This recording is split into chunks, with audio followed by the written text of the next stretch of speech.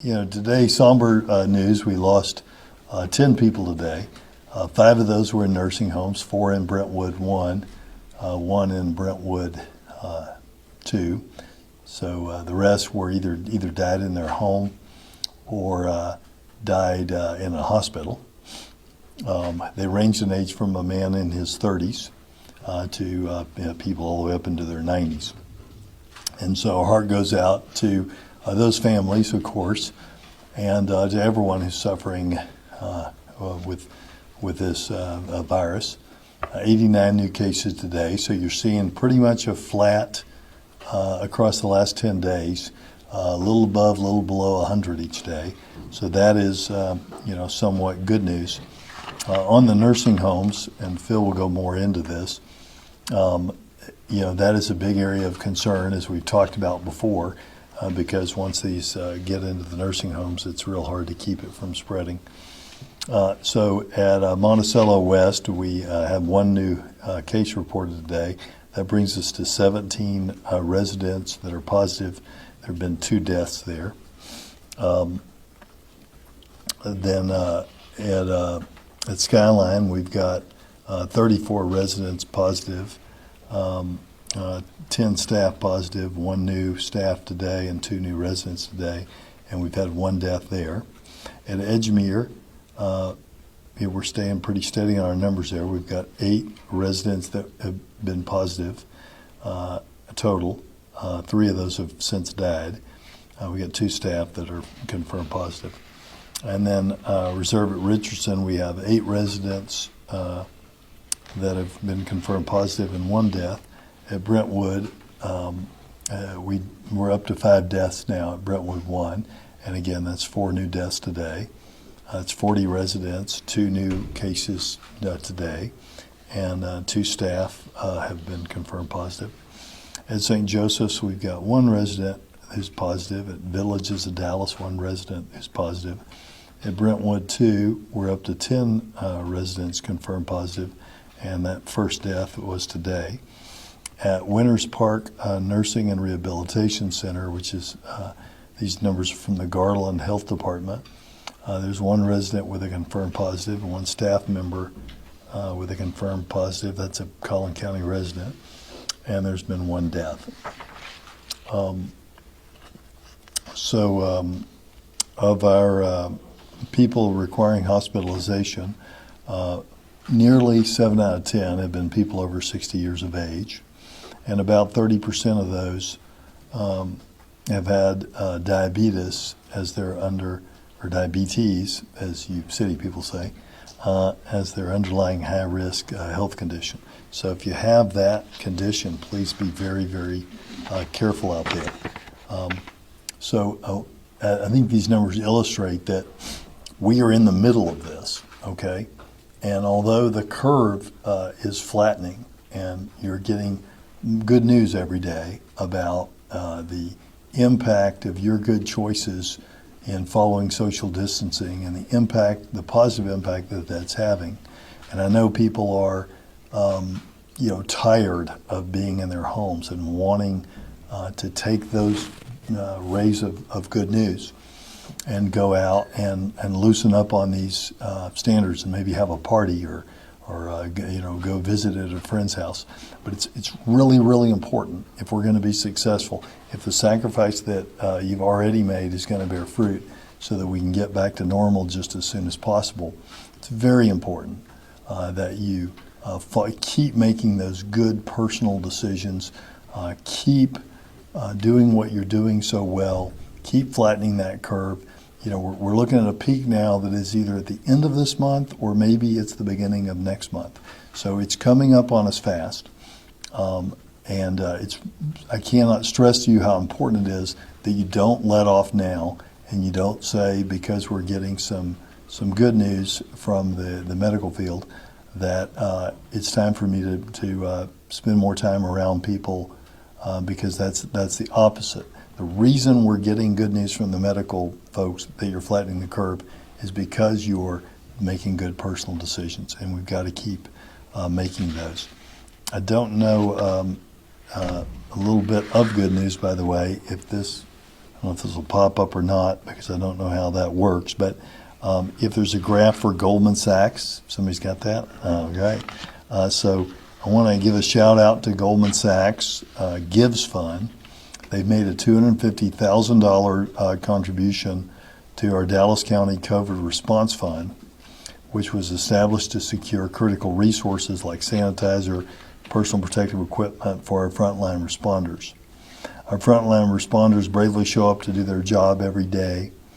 When we have partners like Goldman that understand that and help, it makes a huge difference. And by the way, the money that you give to that fund, that money it basically is quadrupled because we use that money, we put it with other money, and that's used to buy PPE. So if you give $1 and sometimes sanitizer and other things that our first responders and hospital heroes need, but when you give $1, it basically becomes $4 because of the way that the FEMA funds work. So thank you everyone for doing that. If anyone wants to give money like Goldman did, in large and small, that's at dallascountycovid.org. Some other good news, that's why I'm a little late getting to this conference day. I was in a phone meeting with Nim Kidd from the Texas Division of Emergency Management. Nim and I have been through a bunch of disasters together. So we successfully got the rules changed. Tony Robinson, I mentioned this at another press conference. Tony and I and the person from California, who's the FEMA person from California, were successful in lobbying to change the rules so that now the federal money can flow to the food bank. So in Texas, we have the North Texas Food Bank here. It serves 13 counties. And by the way, you can give to that with our neighbor-to-neighbor virtual food bank by going on this Dallas County COVID or going to @NTFB on Twitter and Facebook. But even with your giving, and you've been great, you've given like $250,000 since we started the virtual food bank last Sunday. But even with that, we're about $3 million short on just getting enough food into the food bank to take care of the incredible demand that we have for hungry people. 70% of the people who are hitting the North Texas Food Bank have never gone there before, right? Since COVID started on March the 10th, the people that are there now, 70% of them, brand new folks, right? And so that's depleting down that food bank. So with the change in the federal rules, we can get that $3 million, and the food should get here in 2 to 3 days. And we're discussing whether or not that is a cash or whether the state sends 18-wheelers, but the federal money will flow through the state, that'll be worked out, and the food bank will get that help.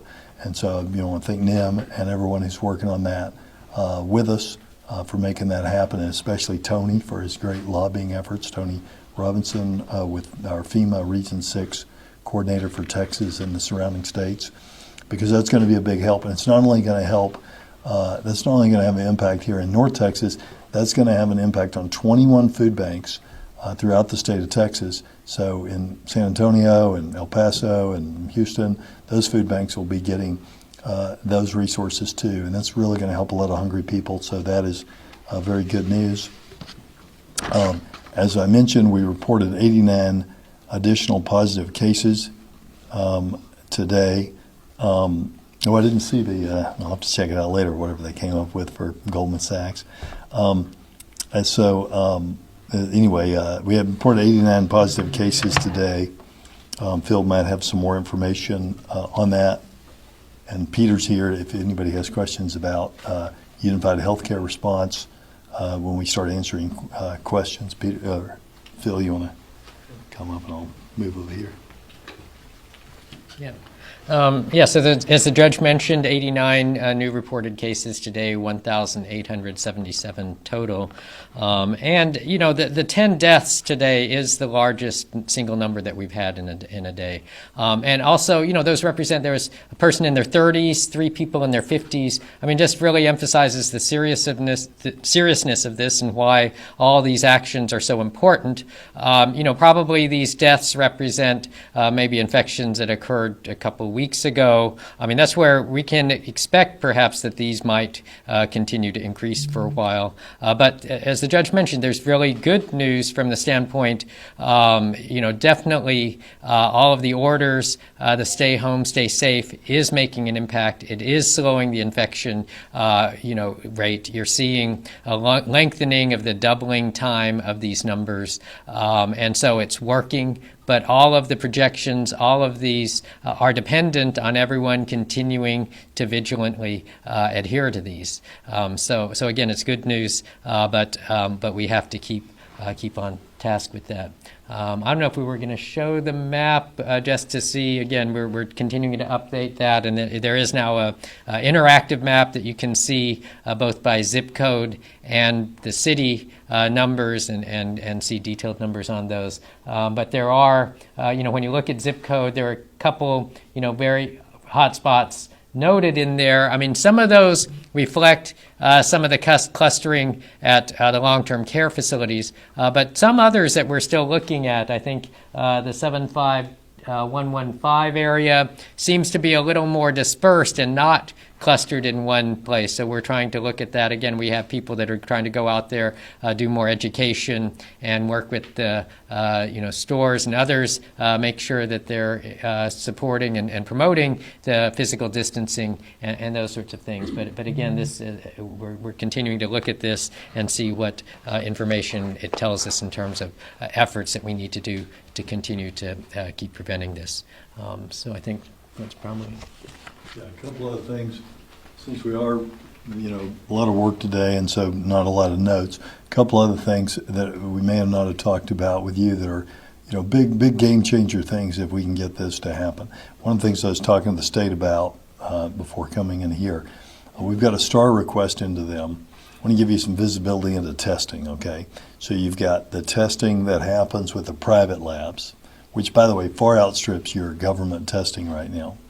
Okay, and then on the government testing side, you have 250 maximum at Ellis Davis, 250 maximum at AAC, about a 120 at Parkland.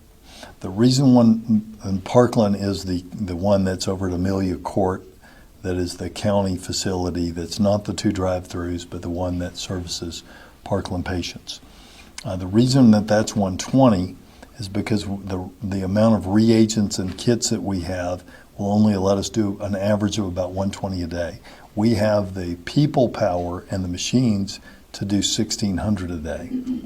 So we're working with the state to get those reagents and those kits. You get those, and there's an extra 1,500 a day, and those are one-day turnarounds. The Parkland machine is a one-day turnaround machine. The 2 federal sites are like 7-day turnaround machines. And so that's a big visibility help. You look over here at DeSoto and you see what's happening. And that's what I told you I feared would happen. The 2 things that we're seeing, the 2 bad trends that we feared happening are the things that, you could see were likely to happen because they happened everywhere else that's ahead of us, right? You're seeing it spread through nursing homes, and you're seeing people die with that. And then you're seeing it get into neighborhoods and turn them into these darker colors like it's happening with DeSoto right now. The key thing, nursing home's a little different. Testing's important for both. But the key thing to protect the people in DeSoto and the areas that are going to fall into that category and worsen if we don't get testing is testing, okay? Testing is what we desperately need right now. So working with testing has become the biggest shortfall right now, more than bed capacity. We're pretty good on bed capacity. Right now, if we had a wand and we could wave it, we'd get testing.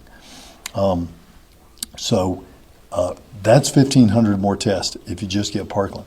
Now, if you get those same reagents to UT Southwestern, it's another 1,440 a day. You get 3 more machines at UT Southwestern that we'll pay for if you can just get us, if the feds will just sell them to us. You get those 3 more machines, and that's another 5,000 at UT Southwestern on about a 1-day turnaround on those tests. So you go from 121 day turnaround test capacity on the government side that we have now to 6,720 one-day turnaround test if we can get this STAR filled. And it's not easy to do. It's not like the state and the feds won't try to do it. But with each little piece of that, we can exponentially move that up. And then you still have your 500 7-day turnaround test at the AAC and the Ellis Davis. So that's a big thing that we're working on. I'm hopeful that we'll have some good news on that. With the one other thing before we take questions, with the military doctors that would be at the KBH, right? Those doctors are now also doing work in our hospitals. They're helping in our hospitals with our COVID patients, and so we appreciate their services. We appreciate the service of every person in the hospitals and out in the healthcare community that are putting their lives on the line to keep us safe.